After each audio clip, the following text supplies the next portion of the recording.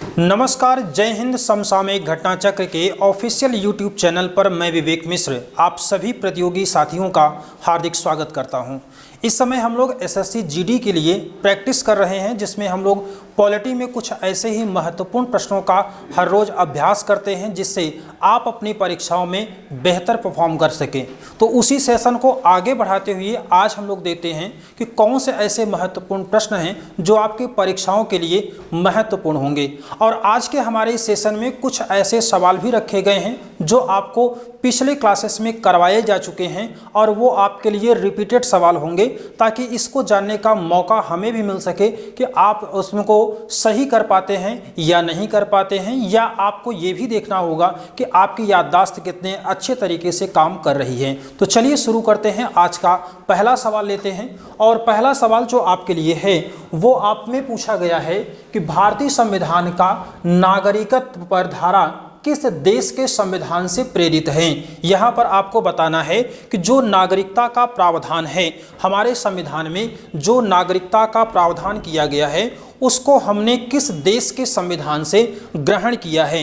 यहाँ पर आप जानते हैं कि भारतीय संविधान में एकल नागरिकता का प्रावधान किया गया है और उस एकल नागरिकता के प्रावधान को हमने किस देश के संविधान से ग्रहण किया है। तो यहाँ पर आपको यही आंसर लगाना है। तो आंसर आपका क्या हो जाएगा? यूके आपका राइट आंसर हो जाएगा। ऑप्शन नंबर बी आपका इसमें सही होगा। इसके अलावा आपको कुछ अन्य महत्वपूर्ण पॉइंट भी जानने हैं, जैसे कि अगर आपसे ये सवाल पूछा जाए कि भारत में नागरिकता का प्रावधान कैसा है, नागरिकता का स्वरूप कैसा है। अगर नेचर ऑफ सिटीजनशिप पूछा जाए तो नागरिकता का स्वरूप कैसा होगा, तो यहाँ पर नागरिकता का स्वरूप जो है वो एकल है, यानी कि सभी लोग कहाँ के नागरिक होंगे, तो भारत के नागरिक होंगे। और इसके अलावा अगर देखें तो अमेरिका में नागरिकता का स्वरूप कैसा है, तो अमेरिका में नागरिकता का स्वरूप कैसा है, दोहरा है। और यहाँ पर किस बात को देखा जाता है, तो यहाँ पर नागरिकता दो होती है, एक केंद्र की नागरिकता होती है और दूसरी कहाँ की होती है, राज्य की नागरिकता होती है।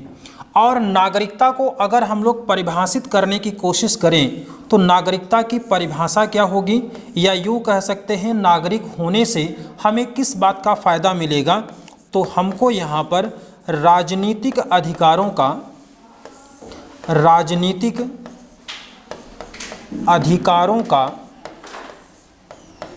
उपयोग करने की शक्ति मिलती है। नागरिक अधिकारों का, राजनीतिक अधिकारों का उपयोग करने की शक्ति हमें किस वजह से मिलती है, तो वो होता है नागरिकता। इसके साथ साथ में आप देखते हैं कि नागरिकता का प्रावधान हमारे संविधान में कहाँ पर किया गया है, तो नागरिकता का प्रावधान हमारे संविधान में भाग 2 में, और आर्टिकल्स की अगर बात करते हैं तो अनुच्छेद कहाँ पर किया गया है, अनुच्छेद 5 से लेकर 11 के मध्य किया गया है। ये बात समझ में आ रही है। और नागरिकता पर अगर कोई कानून बनाना होगा, नागरिकता कानून अगर कोई बनाना होगा तो वो अधिकार किसको होगा, तो ये अधिकार होता है हमारे देश की संसद को, यह प्राप्त होता है। कल हमने आपको कुछ आर्टिकल्स भी बताए थे, जैसे अनुच्छेद 15 है, 16 है, 19 है, 29 है और 30 है। ये ऐसे आर्टिकल हैं जो केवल और केवल देश के नागरिकों को प्राप्त हैं। ये बात समझ में आई? केवल देश के नागरिकों को मिला है, केवल देश के नागरिकों को मिला है। आर्टिकल 15, 16, 19, 29 और 30 के जितने प्रावधान हैं वो केवल और केवल देश के नागरिकों को प्राप्त होते हैं। ये बात समझ में आ रही है।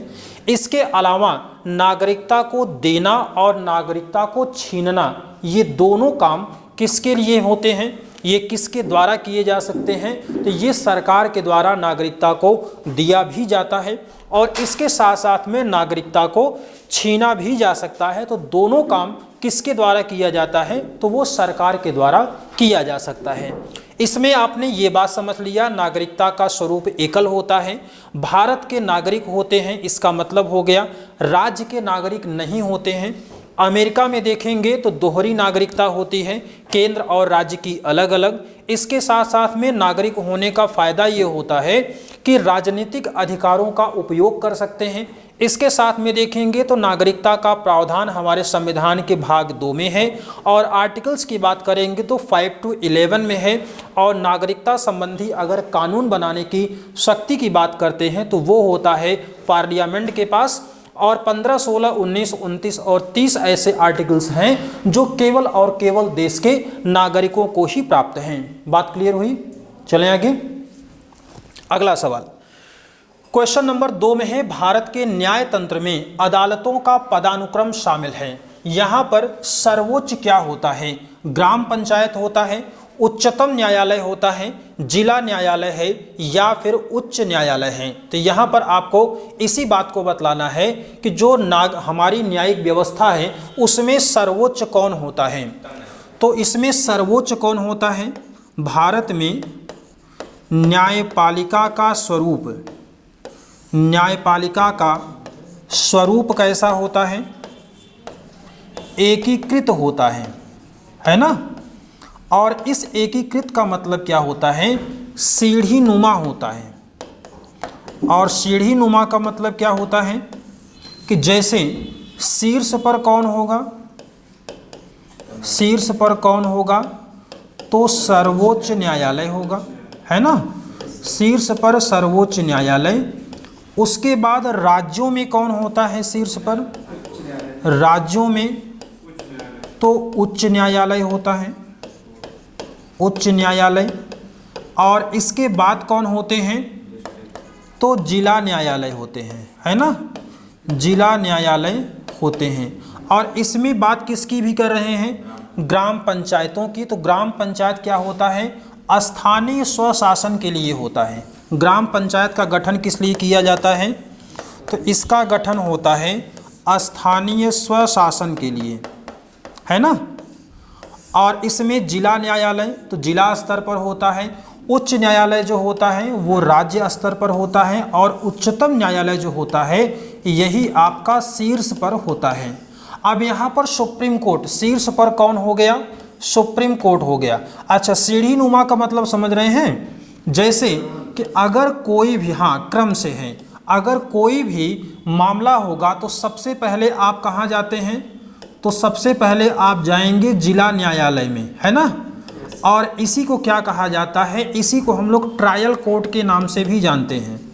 यही क्या होता है? कहीं भी ट्रायल होगा तो वो कहाँ पर होगा? जिला न्यायालय में। अब यहाँ से अगर किसी मामले पर जिला न्यायालय ने अपना निर्णय दिया, चाहे वो पक्ष में दिया है या विपक्ष में दिया है, किसी भी तरीके से अगर यहाँ पर डिसीजन दे दिया है जिला न्यायालय ने, तब उसको कहाँ करेंगे चैलेंज? हाई कोर्ट में जाएंगे। बात समझ रहे हैं ना। एक क्रम चलेगा और इसके बाद कहाँ जाएंगे? तो इसके बाद जाते हैं उच्च न्यायालय में, इसके बाद उच्च न्यायालय में, और सबसे लास्ट में कहाँ पर जाते हैं? तो उच्चतम न्यायालय में। ये बात समझ रहे हैं? इसी व्यवस्था को हम कहते हैं सीढ़ी नुमा। अब यहाँ पर जो सर्वोच्च न्यायालय की बात करते हैं तो इसकी संरचना और गठन की बात करते हैं तो वर्तमान में जो हमारा सर्वोच्च न्यायालय है इसमें कितने न्यायाधीश हैं? न्यायाधीशों की संख्या बताइए कितनी है? तो 1 + 34 है। यानी कि एक मुख्य न्यायाधीश होगा अर्थात CJI होगा, और 34 अन्य न्यायाधीश होंगे। बात समझ रहे हैं? 34 अन्य न्यायाधीश होंगे। और इसकी जो योग्यता होती है, योग्यता के लिए हम लोगों ने सारी बातों को समझा था कि अगर किसी नागरिक को अगर देश में न्यायालय का न्यायाधीश बनना है तो उसके लिए कौन कौन सी योग्यताएं होनी चाहिए। तो उसके लिए है कि किसी भी सक्षम न्यायालय में कम से कम 10 सालों तक वह वकालत कर चुका हो, इसके साथ में खास बात क्या होती है, अगर ये योग्यता है तो ठीक है, अगर नहीं है तो 5 साल तक उच्च न्यायालय में न्यायाधीश रह चुका हो, और अगर ये भी नहीं है तो उसके पास क्या योग्यता होनी चाहिए कि राष्ट्रपति की निगाह में वह विधिवेत्ता होना चाहिए, तब भी उसको सर्वोच्च न्यायालय का न्यायाधीश बनाया जा सकता है। ये इसके पास योग्यताएं होनी चाहिए। और अनुच्छेद 124 में इसका प्रावधान किया गया है। आर्टिकल 124 में सर्वोच्च न्यायालय की संरचना और गठन का प्रावधान किया गया है। अब इसके अलावा देखेंगे, इसके अलावा अगर देखें तो आप जानते हैं 1773 के रेगुलेटिंग एक्ट के जरिए 1774 में कलकत्ता में एक न्यायालय की स्थापना की गई थी, और उसके बाद 1935 के शासन अधिनियम के जरिए 1935 के शासन अधिनियम के जरिए 1937 में एक संघीय न्यायालय की स्थापना की गई थी। संघीय न्यायालय की स्थापना की गई, और फिर यही क्या हो गया, 1950 में 28 जनवरी 1950 में सर्वोच्च न्यायालय के रूप में इसका गठन हो गया। क्लियर है? सर्वोच्च न्यायालय के रूप में इसी को ही स्थानांतरित कर दिया गया। तो ये आपके लिए सारी बातें महत्वपूर्ण हो सकती हैं। अलग अलग सवालों के रूप में आपसे ये सारे पॉइंट्स जो हैं वो पूछे जा सकते हैं, तो इसको आप ध्यान में रखिएगा।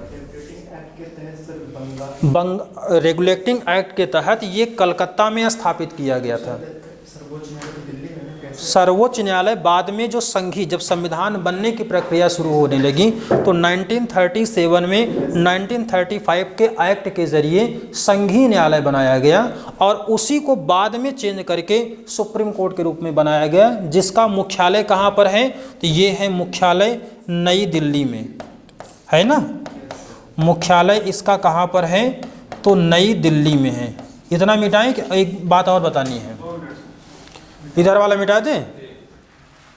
चलिए, अब आपको यहाँ पर एक सवाल तो सुप्रीम कोर्ट से हो गया, एक सवाल आपको आता है उच्च न्यायालय से भी। उच्च न्यायालय का गठन पहली बार कब किया गया? उच्च न्यायालय का गठन पहली बार कब किया गया था? तो 1862 में किया गया था, 1862 में। और ये 3 थे, कहाँ कहाँ पर? एक था कलकत्ता में, दूसरा था मद्रास में, और तीसरा कहाँ पर था? बॉम्बे में। तब का बॉम्बे और अब का मुंबई। क्लियर है? अब एक सवाल आप बताइए, इलाहाबाद हाई कोर्ट का गठन कब हुआ था? खोज लीजिएगा इसको। इलाहाबाद हाई कोर्ट का गठन कब हुआ था, इसको आप हमको बताइएगा। चलिए, ये सारी बातें नोट हो गई। चलें आगे। कोई डाउट तो नहीं आ रहा है?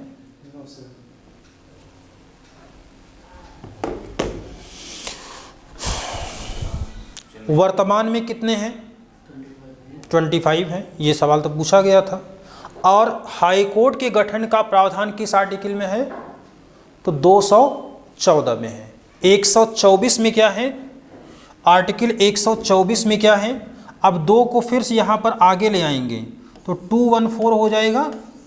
और इसमें किसका गठन हुआ है?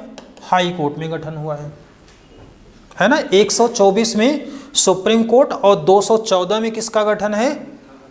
तो हाई कोर्ट का गठन है। प्रत्येक राज्य या एक से अधिक राज्यों के लिए एक ही उच्च न्यायालय का गठन किया जा सकता है।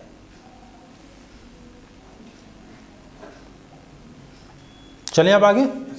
चलिए अगला सवाल, भारतीय संविधान के निम्नलिखित में से किसे भारतीय संविधान की अंतरात्मा के रूप में भी जाना जाता है? ये सवाल भी आपको रिपीट हो रहा है।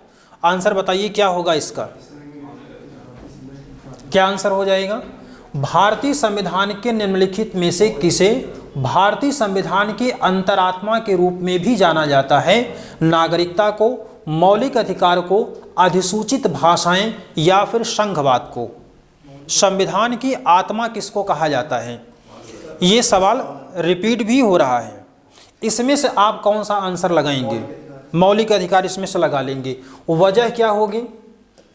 वजह भी हमने आपको बतलाया था, क्योंकि अगर कभी भी सवाल आता है, सवाल अगर सिर्फ यहाँ पर ये पूछा जाए तो आप क्या लगाएंगे? संविधान की आत्मा से अगर सवाल पूछा जाए तो आत्मा आप किसको लगाएंगे? ये मुख्य रूप से होता है कौन? प्रस्तावना होता है। और प्रस्तावना को ही हम क्या कहते हैं? प्रस्तावना को ही हम लोग संविधान की कुंजी कहते हैं, की ऑफ कॉन्स्टिट्यूशन। संविधान की कुंजी भी इसको कहा जाता है, या इसे ही संविधान की जन्म कुंडली भी कहते हैं, हॉरोस्कोप ऑफ कॉन्स्टिट्यूशन कहते हैं, जन्म कुंडली भी कहते हैं, के एम मुंशी ने कहा था। इसके अलावा संविधान की आत्मा डॉक्टर बी आर अम्बेडकर के अनुसार अगर पूछा जाए तो बी आर अम्बेडकर के अनुसार अगर पूछा जाए तो आंसर आप क्या लगाएंगे? तब यहाँ पर लगाएंगे आर्टिकल 32 लगाएंगे, अनुच्छेद 32 लगाएंगे। और इसी अनुच्छेद 32 में क्या प्रावधान किया गया है? सर्वोच्च न्यायालय को, यहाँ पर सर्वोच्च न्यायालय को 5 प्रकार की रीट जारी करने का अधिकार है ना। और अगर बात कर लेंगे हाई कोर्ट को, तो हाई कोर्ट को कितने में मिला है? आर्टिकल 226 में मिला है। और यहाँ पर हाई कोर्ट को यही शक्ति दी गई है 5 प्रकार की रीट जारी करने का। अब यहाँ पर आप देख रहे हैं कि ये सर्वोच्च न्यायालय है, यानी कि न्यायालय आपका कैसा है? बड़ा। तो आर्टिकल यहाँ पर कैसा है? छोटा है ना। और यहाँ पर हाई कोर्ट आपका यानी कि ये छोटा है, तो आर्टिकल्स का नंबर क्या है? यहाँ पर बड़ा है। तो याद रखने के लिए आप ऐसे रखेंगे, अगर 32 में आएगा तो सर्वोच्च न्यायालय लगाएंगे, और अगर 226 आएगा तो वहाँ पर क्या लगाएंगे? हाई कोर्ट लगाएंगे। तो इस बात को आप यहाँ पर ध्यान रखिएगा। इसके अलावा आपसे एक सवाल और पूछा जाता है, संविधान की आत्मा किसको कहा जाता है? सॉरी, संविधान का पिता किसको कहा जाता है? संविधान का पिता किसको कहा जाता है? बोलिए। तो डॉक्टर बी आर अम्बेडकर को। और संविधान की माता किसको कहा जाता है? संविधान की माता। और संविधान की माता भी अम्बेडकर जी को ही कहते हैं। और इसको कहा किसने था? तो के.वी. राव ने संविधान की माता कहा है डॉक्टर भीमराव अंबेडकर को। तो संविधान की माता या संविधान की पिता, अगर ये दोनों पॉइंट आते हैं तो दोनों में आप आंसर क्या लगाएंगे? तो दोनों कंडीशन में आप आंसर यही लगाएंगे। संविधान की माता अगर पूछा जाए तब भी आप क्या लगाएंगे? अंबेडकर को। संविधान में अगर संविधान की माता पूछा जाएगा तब भी, और अगर पिता पूछा जाएगा तब भी। तो दोनों कंडीशन में। लेकिन ये सवाल पूछा जा सकता है कि माता किसने कहा है? तो वो के.वी. राव ने कहा है। बात क्लियर है? चलें आगे हम अगला सवाल देखिए। क्वेश्चन नंबर 4 है, न्यायमूर्ति राजेंद्र सच्चर समिति की स्थापना भारत सरकार द्वारा किस उद्देश्य के लिए की गई थी? यानी कि राजेंद्र सच्चर की अध्यक्षता में एक समिति बनाई गई, और उस समिति की अध्यक्षता किसने किया था? राजेंद्र सच्चर ने किया था। उसका उद्देश्य आपको बताना है। भारत की विदेश नीति की स्थिति की जांच करना, या फिर भारत में राष्ट्रीय उद्यानों की स्थितियों का अध्ययन करना, या फिर मुस्लिम समुदाय की सामाजिक और आर्थिक स्थिति की जांच करना, या भारतीय अर्थव्यवस्था के असंगठित क्षेत्र की स्थिति का अध्ययन करना। तो क्या आंसर लगाएंगे इसमें? ए, क्या आंसर लगाएंगे? नया टाइप का सवाल है थोड़ा सा, तो इसको आप ध्यान रखिएगा कि इसका गठन जब किया गया था, इसका गठन किया गया था कब? तो गठन हुआ था इसका 2005 में। और ये जो ये राजेंद्र सच्चर हैं, राजेंद्र सच्चर ये दिल्ली उच्च न्यायालय के पूर्व न्यायाधीश थे। दिल्ली उच्च न्यायालय के पूर्व न्यायाधीश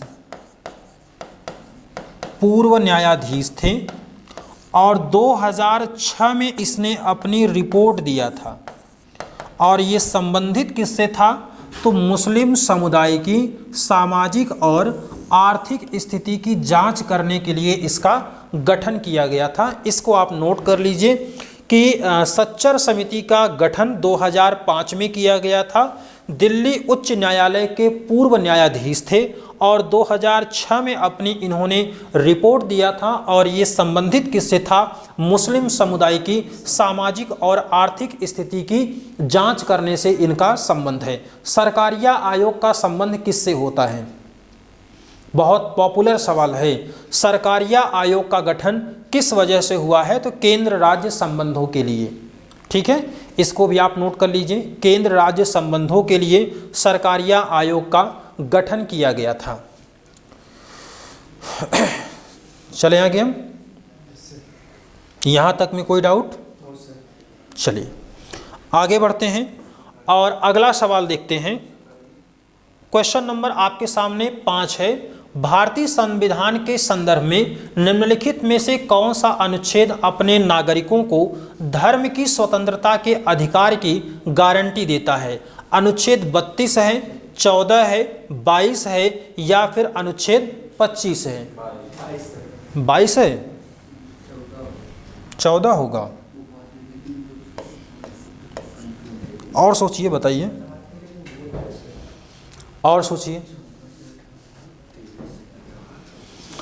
अनुच्छेद 32 होगा कि नहीं? नहीं होगा? अनुच्छेद 32 होगा। अनुच्छेद 32 में संवैधानिक उपचारों के अधिकार, कॉन्स्टिट्यूशनल रेमेडीज की बात की गई है अंडर आर्टिकल 32। और यहाँ पर क्या बताया गया है? धर्म, मूल, वंश, जात, लिंग, जन्मस्थान इत्यादि के आधार पर किसी के साथ भेदभाव नहीं किया जाएगा। इसमें आपको बताया गया है धार्मिक स्वतंत्रता का प्रावधान, और इसी में है कि धर्म और अंतःकरण की स्वतंत्रता, यानी कि कोई भी व्यक्ति किसी भी धर्म को मानने के लिए, उसका अनुसरण करने के लिए, उसका प्रचार प्रसार करने के लिए पूरे तरीके से ये स्वतंत्र है। तो इसकी बात कहाँ पर की गई है? आर्टिकल 25 में इसका प्रावधान आपको देखने को मिलता है। चलें आगे। अब इसके बाद है क्वेश्चन नंबर 6। निम्नलिखित में से किस केंद्र शासित प्रदेश को भारत में आंशिक राज्य का दर्जा दिया गया है? दादरा, दमन और दीव को, दादरा और नगर हवेली को, चंडीगढ़ को, केंद्र पुडुचेरी को। क्या आंसर इसमें आप लगाएंगे? किसको? दमन और दीव को या दादरा नगर हवेली को? या आप वर्तमान में जानते हैं कि दमन, दीव और दादरा नगर हवेली दोनों एक ही केंद्र शासित प्रदेश हैं? या इसके अलावा चंडीगढ़ को या फिर पुडुचेरी को?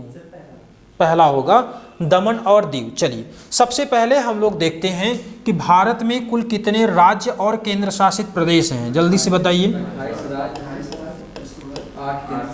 केंद्र शासित प्रदेश, और इसमें जो केंद्र शासित प्रदेश होते हैं इसमें सबसे पहले कौन सा होगा? सबसे पहले लद्दाख, मैप को ध्यान में रखिए, सबसे ऊपर। उसके बाद दूसरे नंबर पर जम्मू कश्मीर, मैप को ध्यान में रखेंगे तो भूलेंगे नहीं। इसके बाद तीसरे नंबर पर अब आइए चंडीगढ़। चंडीगढ़ के बाद फिर कौन? अब दिल्ली आ जाइए। दिल्ली के बाद फिर अब गुजरात वाले एरिया में आइए, तो यहाँ पर आपको 2 मिलेंगे, दमन और दीव, दादरा नगर हवेली। तो ये दोनों वर्तमान में एक हैं, है ना? दमन और दीव और दादरा नगर हवेली। यहाँ की राजधानी क्या है? सिलवासा। छठवें नंबर पर क्या आता है? तो पुडुचेरी आता है। और ये भारत के 3 राज्यों में 4 जगहों पर है। इसके बाद 7वें पर कौन आता है? अंडमान और निकोबार। और 8वें नंबर पर कौन है? लक्षद्वीप। याद है कि नहीं? ये टोटल क्या हो गए? भारत के केंद्र शासित प्रदेश।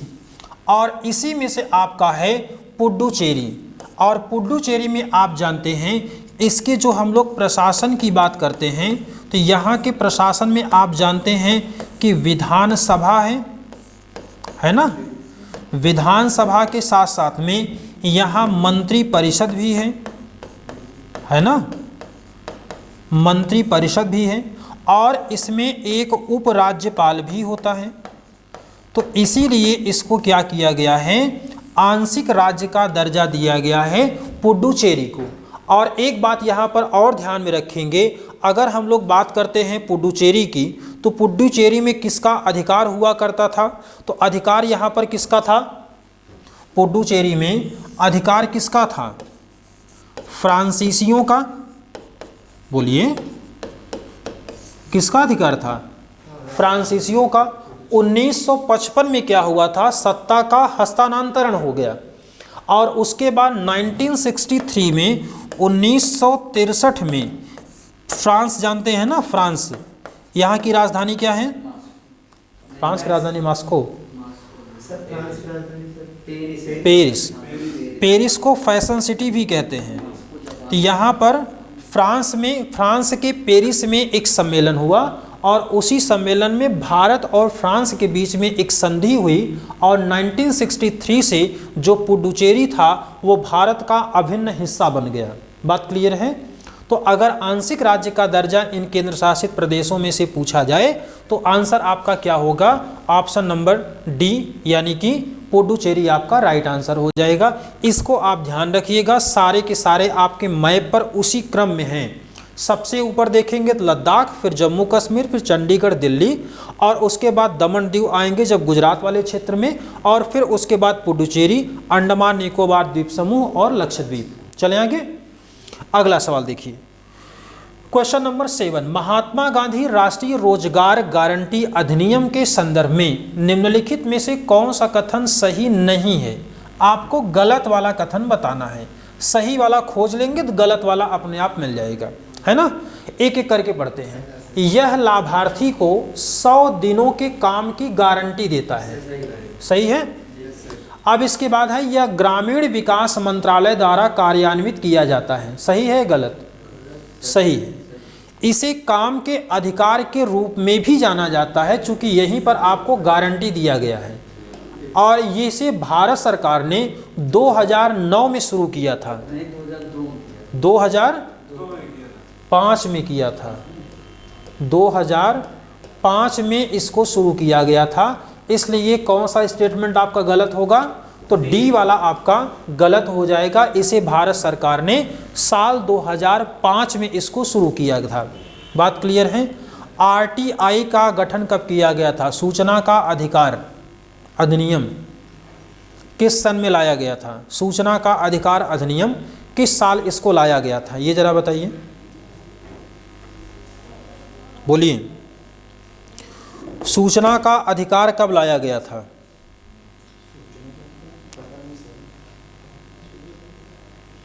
सूचना का अधिकार अधिनियम 2005 लिखा ही जाता है साथ में वो, तो ये 2005 में लाया गया था सूचना का अधिकार। चलें आगे हम, क्लियर है ना। ये सारे आपको मिल जाएंगे कि 100 दिनों की गारंटी देता है, ग्रामीण विकास मंत्रालय द्वारा इसको कार्यान्वित किया जाता है, इसे काम के अधिकार के रूप में भी जाना जाता है और इसे 2009 में नहीं बल्कि 2005 में इसको शुरू किया गया था। क्वेश्चन नंबर 8, भारत में चुनाव के संदर्भ में वीवीपैट शब्द का पूरा नाम क्या है। तो यहाँ पर आप देख लीजिए, जो वीवीपैट आप सुनते हैं उसका पहली बार कहाँ इसका नाम क्या होगा, वीवीपैट का फुल फॉर्म आपका क्या हो जाएगा। यहाँ पर देखिए क्या ऑप्शंस आपको दिए गए हैं, उसमें से आपको राइट आंसर बताना है। ऑप्शन सी होगा वोटर विजिट पोल अकाउंट ट्रेल। अब देखिए यहाँ पर वोटर आपको शब्द सब में कॉमन है ना, और इसके बाद यहाँ पर देखिए तो यहाँ पर ट्रेल है लेकिन यहाँ पर ट्रेला भी दिया है, ये प्रिंटिंग मिस्टेक नहीं है। अब इसके बाद देखेंगे तो यहाँ पर पेपर दिया है एक जगह और दो जगह पर आपको पोल और प्रेस दिया है और यहाँ पर ऑडिट दिया है। तो इसका पूरा नाम क्या होता है, voter verifiable paper audit trail, ये इसका पूरा नाम होता है। और प्रथम बार इसका प्रयोग कब किया गया था? प्रथम बार प्रयोग इसका कब किया गया? तो साल 2013 में किया गया था। और कहाँ पर? तो ये किया गया था नागालैंड में। पहली बार कहाँ पर? 2013 में इसको नागालैंड में किया गया था। इसके बाद आप जानते हैं ईवीएम। ईवीएम का पूरा नाम क्या होता है? Electronic voting machine. इसका प्रयोग पहली बार कहाँ पर किया गया था? ईवीएम का अगर पहली बार प्रयोग देखेंगे तो पहली बार इसका प्रयोग कब किया गया था? तो इसका प्रयोग पहली बार जो किया गया था वो 1998-99 में किया गया था। 1998-99 के बीच में किया गया था। और इसमें चरणबद्ध तरीके से जो आम चुनाव होते थे उसमें इसका प्रयोग कब किया गया है? तो इसका प्रयोग किया जाने लगा है इलेक्ट्रॉनिक वोटिंग मशीन का। 1999 में इसका पहली बार प्रयोग किया गया था गोवा के आम चुनाव में, ईवीएम का प्रयोग।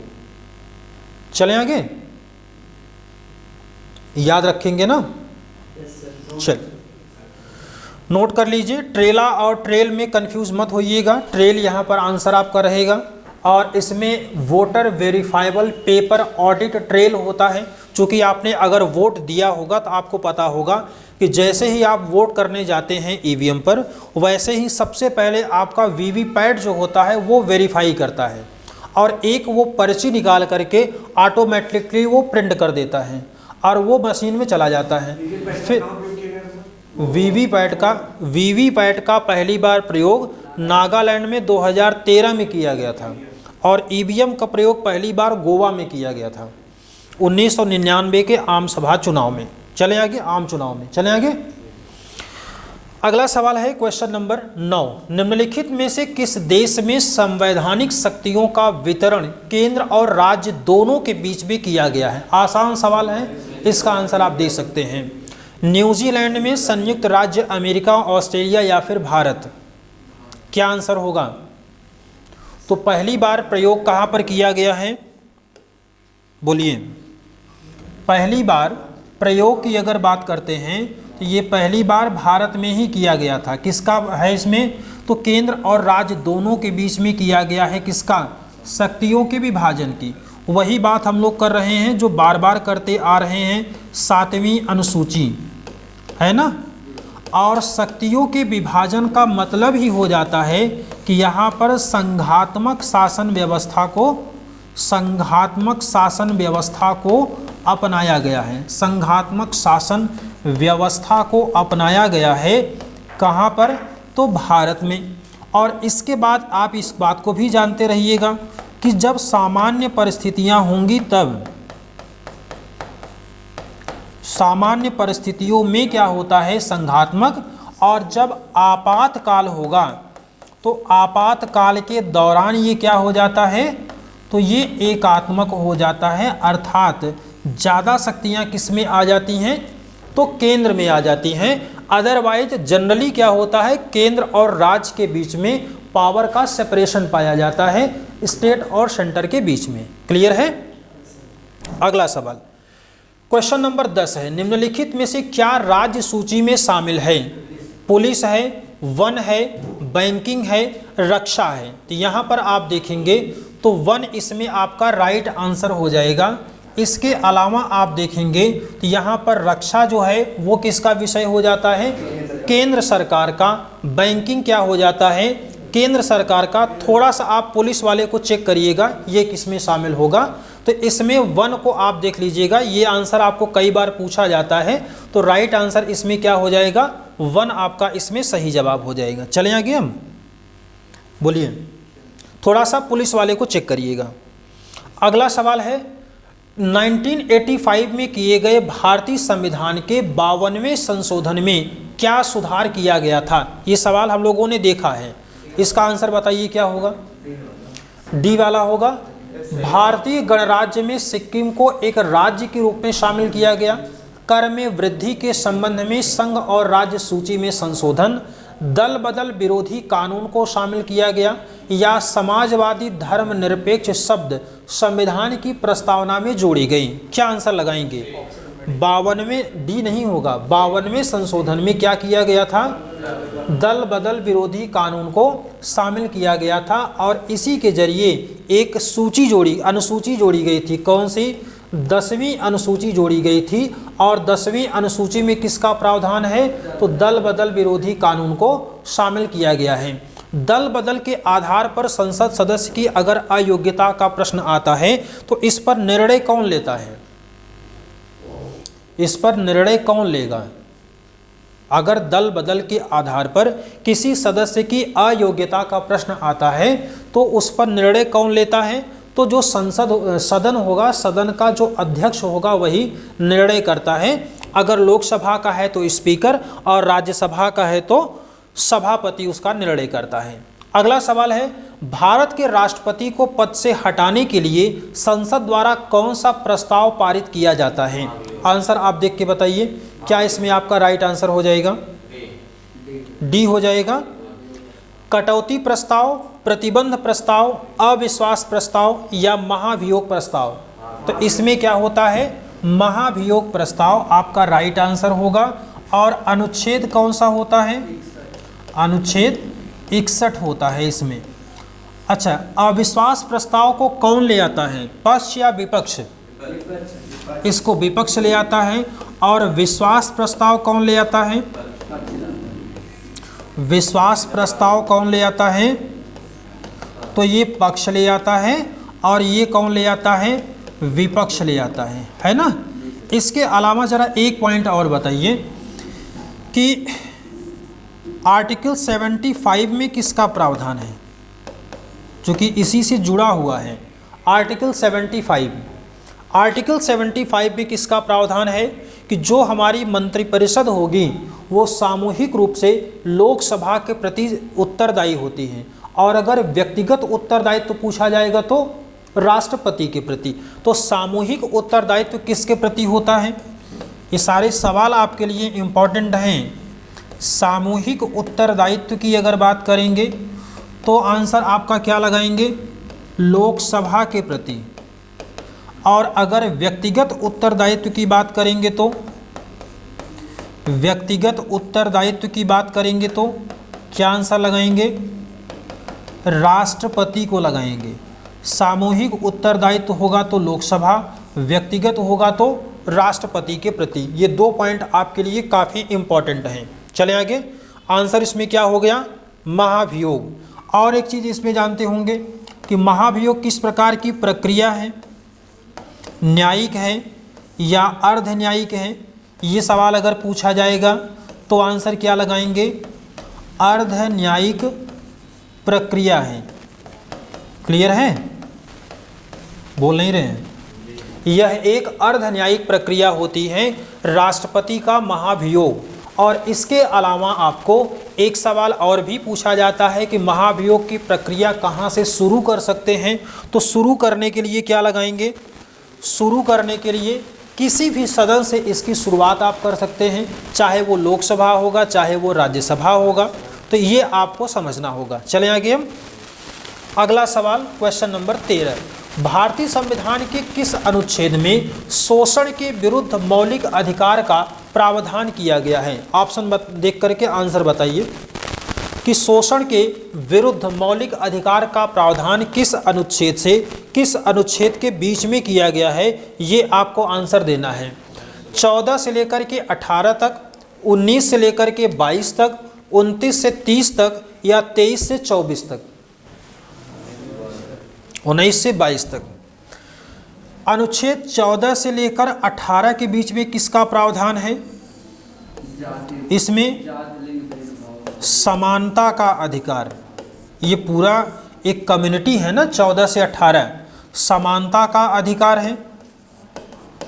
इसके बाद जरा देखिए बी वाला ऑप्शन।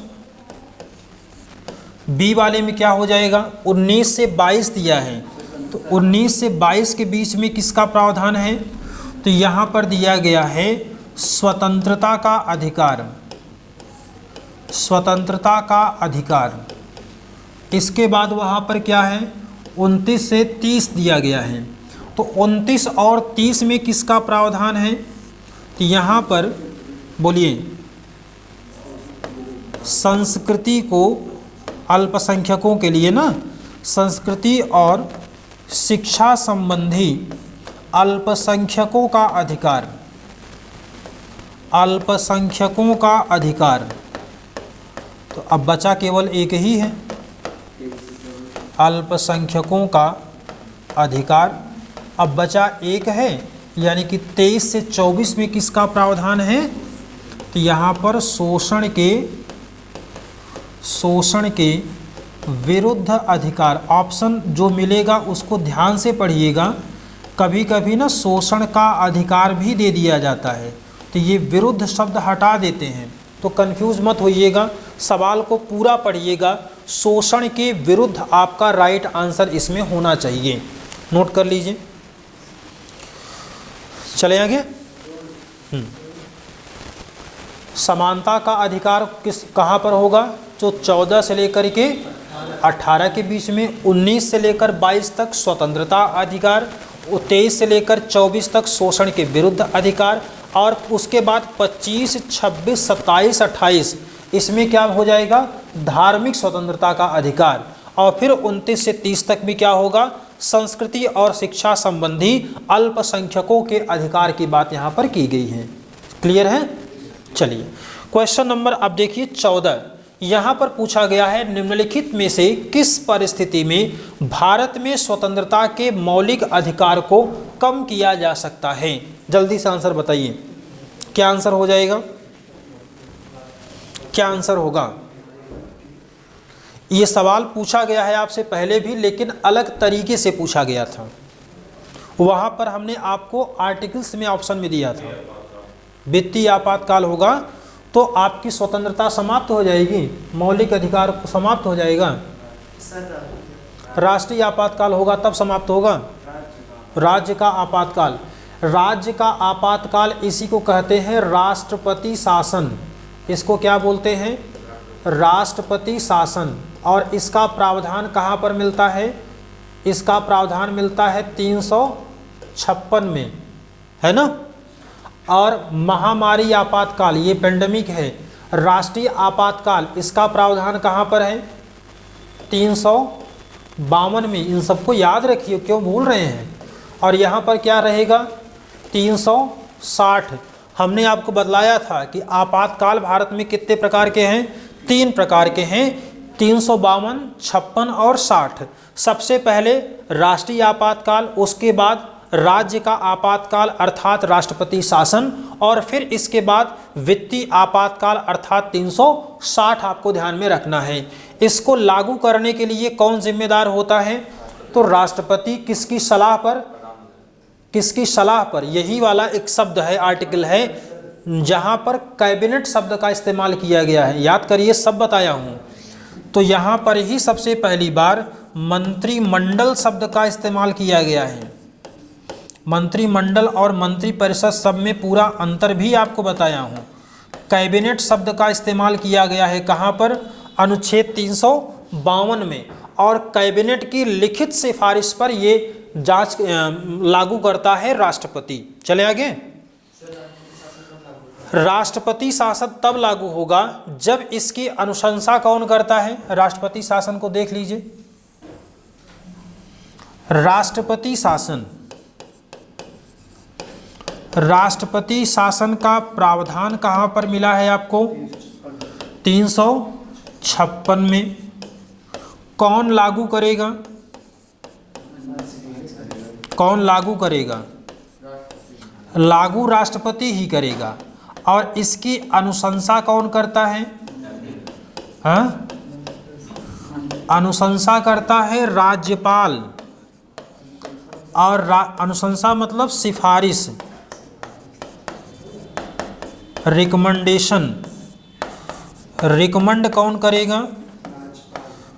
तो गवर्नर करेगा। कब कर सकता है यह रिकमेंड? जब राज्य में संवैधानिक तंत्र विफल हो जाए।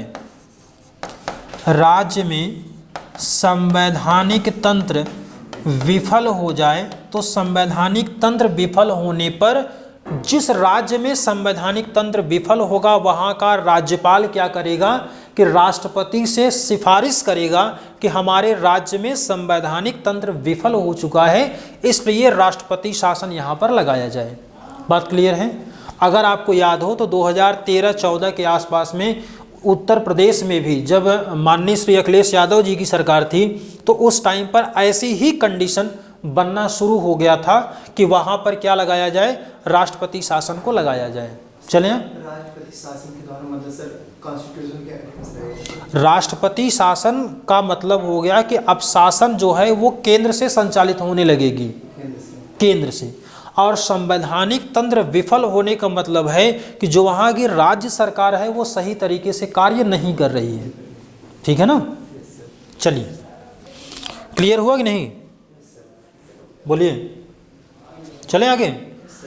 दूसरे विश्व युद्ध में भारतीय सहयोग को सुरक्षित करने के लिए क्रिप्स मिशन किस वर्ष भारत में आया था?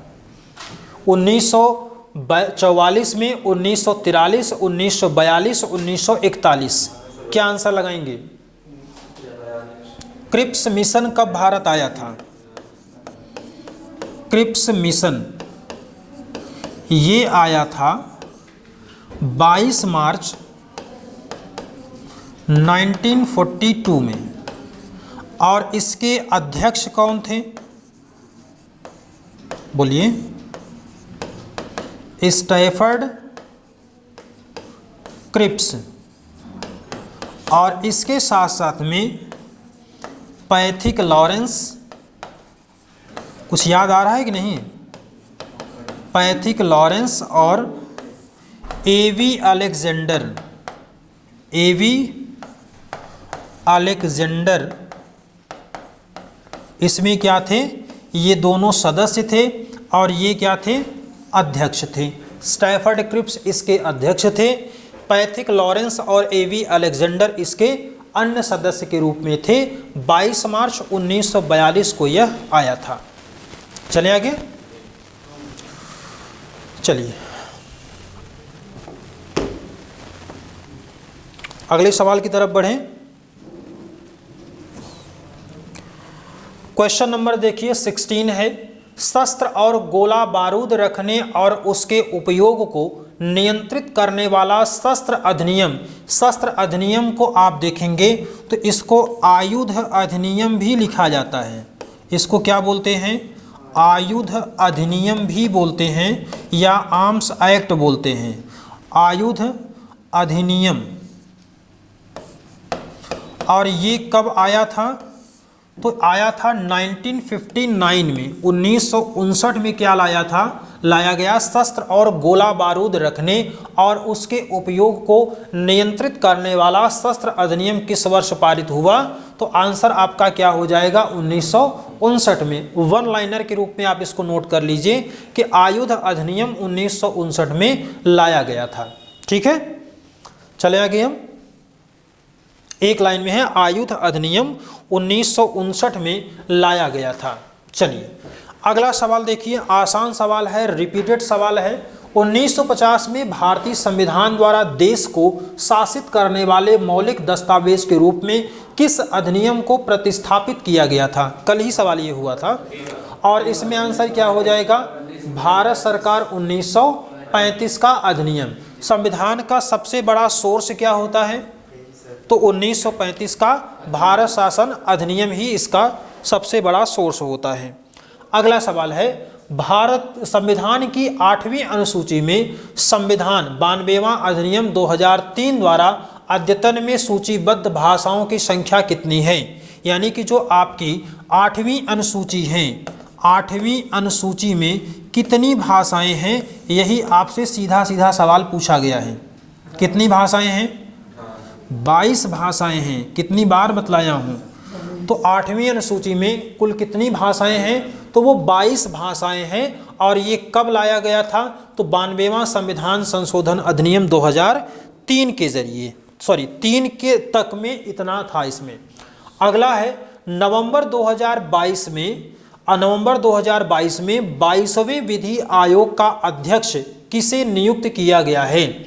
न्यायमूर्ति के.टी. शंकरन, न्यायमूर्ति बलबीर सिंह चौहान, न्यायमूर्ति डी.पी. वर्मा या न्यायमूर्ति ऋतुराज अवस्थी? क्या आंसर लगाएंगे?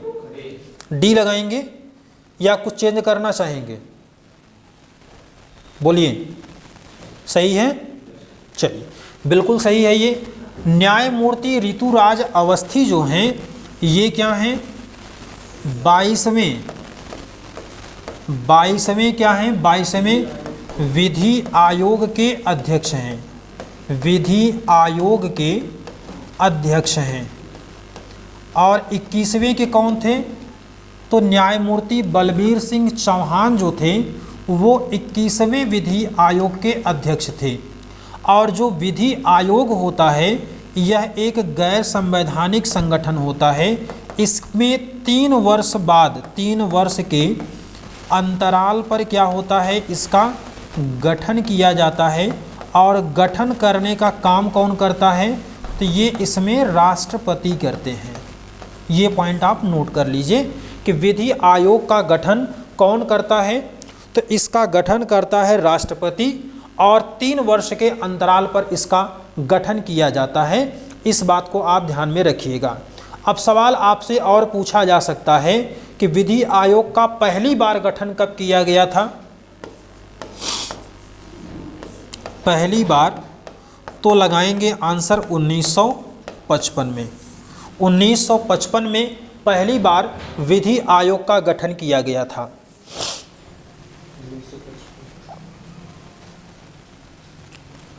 और प्रथम कौन थे? प्रथम विधि आयोग के अध्यक्ष इंपॉर्टेंट है, नोट कर लीजिएगा। MC सीतलवाड़। कुछ याद आता है कि नहीं? MC सीतलवाड़ प्रथम विधि आयोग के अध्यक्ष, प्रथम विधि आयोग के अध्यक्ष थे MC सीतलवाड़। क्लियर? ये सारे को नोट कर लीजिएगा और याद भी रखे रहिएगा। 22वें के कौन हैं? ऋतुराज अवस्थी। 21वें कौन हैं? बलबीर सिंह चौहान। 3 वर्ष के अंतराल पर राष्ट्रपति द्वारा गठन, पहली बार 1955। अध्यक्ष कौन थे? MC सीतलवाड़। अगला सवाल है क्वेश्चन नंबर 20। निम्नलिखित में से किसने देश के 50वें मुख्य न्यायाधीश के रूप में शपथ ग्रहण किया है? न्यायमूर्ति हिमा कोहली। तो आंसर क्या हो जाएगा? न्यायमूर्ति धनंजय यशवंत चंद्रचूड़, DY चंद्रचूड़ इनका नाम है शॉर्ट फॉर्म में। और इनका कार्यकाल कब तक समाप्त होगा? तो इनका कार्यकाल समाप्त होगा 10 नवंबर 2024 को इनका कार्यकाल समाप्त होगा। और ये किस क्रम के हैं? तो ये 50वें हैं। और उदय उमेश ललित ये किस नंबर के हैं? 49वें। बढ़िया, चलिए आगे बढ़ें। पहले इसके पहले सबसे पहले कौन थे? नहीं थे, याद रखिए। M से नाम है उनका, M से है, खोजिएगा। M से है। चलिए, कन्या भ्रूण हत्या की प्रथा को रोकने के लिए भारत सरकार ने गर्भधारण पूर्व और प्रसव पूर्व निदान तकनीक अधिनियम कब पारित किया है? 1991, 96, 94 या 92? 1994 में पहले कब किया गया था? जो प्रसव पूर्व परीक्षण किया जाता है उसको कब बनाया गया था? 1994 में बनाया गया था। इसको भी आप एक पॉइंट के रूप में ध्यान में रखिएगा। ठीक है, बस इतने सवाल थे और इन सभी सवालों को आप 1 से 2 बार रिवाइज करिए। यहाँ से आपको ज़रूर सवाल मिलेंगे, चाहे आपको सवाल सीधे सीधे मिलेंगे या तो हम लोगों ने जिन एडिशनल पॉइंट्स की बात किया था वहाँ से भी आपको सवाल मिल सकते हैं। तो आप अच्छे से अपनी तैयारी को अंजाम दीजिए, सारे वीडियोस को बार बार उसको रिवाइज करिए, सारे पॉइंट्स को नोट कर लीजिए। सारे पॉइंट्स आपके लिए महत्वपूर्ण होंगे। यहाँ तक हम लोगों की बात थी, इसके आगे हम लोग फिर जल्दी ही मिलेंगे। तब तक के लिए धन्यवाद।